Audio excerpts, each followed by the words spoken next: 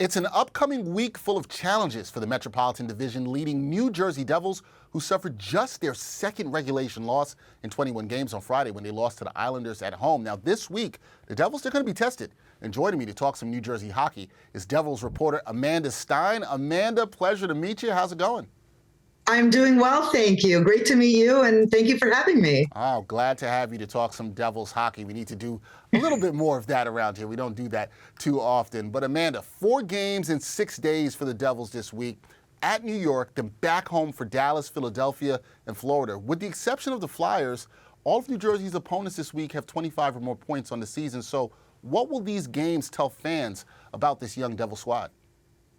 I think, honestly, that this team doesn't have much more to prove to the league. You know, people say about that loss the other night to the Islanders, it was devastating for this group, but we do have to keep in perspective that they've had such few losses this year, and they're not going to sweep the board all the way through. So I think when it comes to proving things, I think it's really to themselves that they can start rebounding again quickly from games. One of the biggest attributes that this team has had is when they have had their losses, they've always come back with a big win. And I think that that's really important for the game tomorrow night at Madison Square Garden.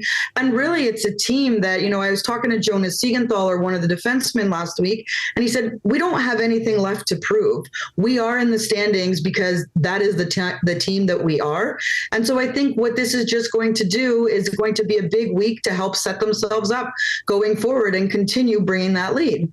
Yeah, and I'm intrigued about that because the mindset of them not having something to prove, when we look at where they are in the standings right now. So right now they're at the past the quarter part mark of the season, I should say. And the Devils, they're tied with the Bruins for the league lead in points, and they've only lost 1 game on the road. So is the level of play that New Jersey's playing at sustainable, and should they be considered, in terms of things to prove, should they be considered an elite team? Absolutely. I mean, you know, your record speaks for itself, right? And I think when you really break down the record, and if you look at the actual games that they've won, it's been in different ways. It's when they've been behind in games and found ways to come back. Those things are really important when it comes to being an elite team. It's not relying simply on one thing. It has to be about doing multiple things to create a winning opportunity for yourselves. And that, to me, is a sign of a good team. It's a sign of an elite team.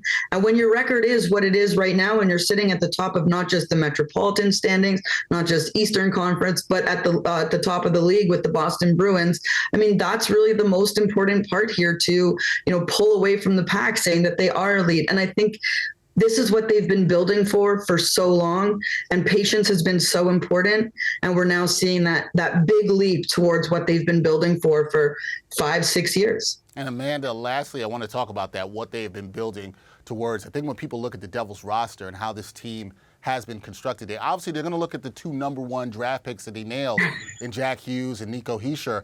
However, there's 12 players on this New Jersey roster that they drafted. So how much of their success this season is about drafting well overall and having key contributors across the roster? It's everything. I mean, it really is what it is. It is absolutely everything to this team. If you look on any given line, you have at least one drafted player. And you're right, some of them in the later rounds. And the big one, of course, that everyone knows about is Jesper Bratt, who was a 6th round draft pick. When he came in for his first camp out of Sweden, he, made a point for himself, and he forced the hand of the team to put him on there. And he hasn't relinquished that spot since then. He's been on the team now for 6 years. So really, these draft picks have made the ultimate difference, because you do build long-term success through the draft. And then you bring in complementary pieces through free agency, through trades and all that, because that's what the Devils did this year. They've relied on, obviously, Jack and obviously Nico Hischier, but those other guys too fill roles. And then you bring in someone like an Andre Palat and Eric Haula, these complementary pieces that allow that young core to continue to grow to the next level. What is so unique about this team is that 95% of them have been together from the beginning, whether it's in the minors or jumping right into the NHL. This is a group that has been together for so long, from their first day in the league. And so they've been through, the cliche of trials and tribulations together from the very beginning. And now they're getting to appreciate the success that they have all together as well. And that close friendship that they've created in that locker room between all these young players is so important because they've learned how to talk to one another as athletes, as teammates, and not just as friends, where they can hold one another accountable if they're seeing things that they don't like from their teammates or that they need to do better. And I think learning to have that dialogue has been one of the most important things. And that does, come from coming up through the ranks together and being a part of what's currently building right now. Yeah, and that continuity matters. I think that sometimes gets lost in sports. That continuity means a lot on the road to success. Speaking of success, the Devils, they are having a lot of it this season. Amanda Stein, she covers the Devils for the team and will continue to do that. Hopefully they'll continue to be successful. Amanda, we will do this again, and we'll talk some more Devils hockey, but thank you for joining me. I appreciate it. Thank you for having me. I'm just so happy that people are paying attention and knowing what's going on with the Devils, because this is what they've been working for so long. And to see it come to fruition as someone who's there every day, it's awesome. And I'm just, so happy that things are going in the direction they are. I'm happy to see it as well. Thank you, Amanda. Appreciate it. Thank you.